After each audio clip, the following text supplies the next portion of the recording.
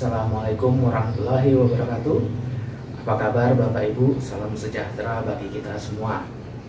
Bapak Ibu, rekan-rekan sahabat BPSDM yang berbahagia, kali ini masih bersama saya di sini, Erudi Pradityo, Widya Iswara BPSDM Pemerintah Provinsi DKI Jakarta. Semoga kita semua tetap semangat dalam melaksanakan pelatihan pengelolaan barang milik daerah kali ini. Baik Bapak Ibu dan rekan-rekan sahabat BPSDM, kali ini kita akan membahas materi selanjutnya, yaitu tentang perencanaan kebutuhan dan penganggaran barang milik daerah. Yang pertama yang akan kita bahas adalah tentang prinsip umum dari perencanaan kebutuhan.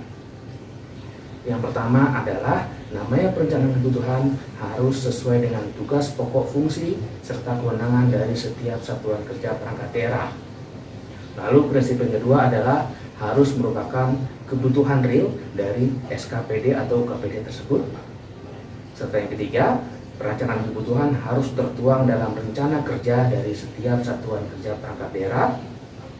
Dan yang keempat, namanya perencanaan kebutuhan merupakan sebagai landasan dalam penyusunan atau penyediaan anggaran dalam setiap satuan kerja perangkat daerah. Nah, kebutuhan perencanaan barang milik daerah tersebut tertuang dalam satu dokumen, yaitu Rencana Kebutuhan Barang Milik Daerah atau yang biasa kita singkat RKBMD. RKBMD apa?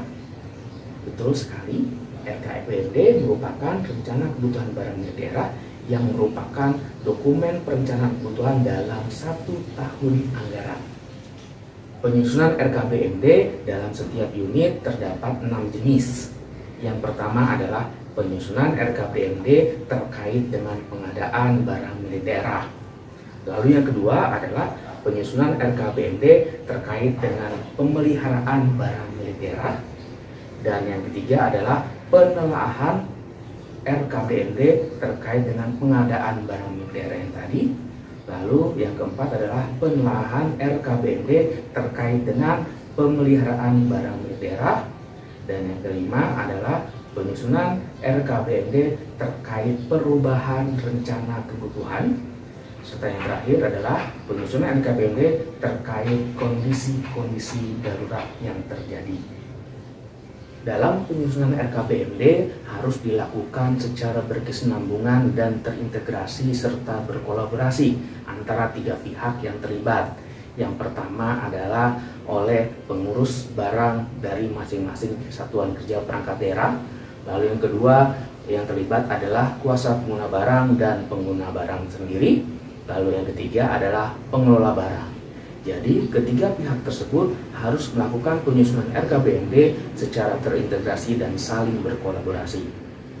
Dalam pelaksanaan penyusunan RKBMD yang perlu dilakukan adalah yang pertama adalah pengurus barang melakukan atau mengisi formulir RKBMD tersebut, serta selanjutnya kuasa pengguna barang mengusulkan RKBMD yang telah disusun kepada pengguna barang untuk ditelaah oleh pengguna barang.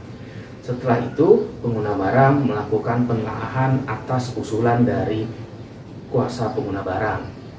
Selanjutnya, pengguna barang mengusulkan kepada pengelola barang untuk dilakukan penelaahan lebih lanjut terkait dengan usulan RKBMD yang menjadi satu kesatuan dalam setiap satuan kerja perangkat daerah.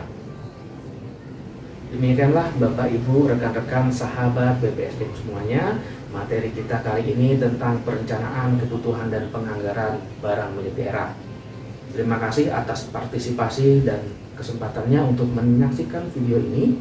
Mudah-mudahan apa yang kita kerjakan dapat bermanfaat bagi kita semua. Mohon maaf apabila terdapat banyak kekurangan dan kesalahan. Saya Erudi Pradityo. Wassalamualaikum warahmatullahi wabarakatuh.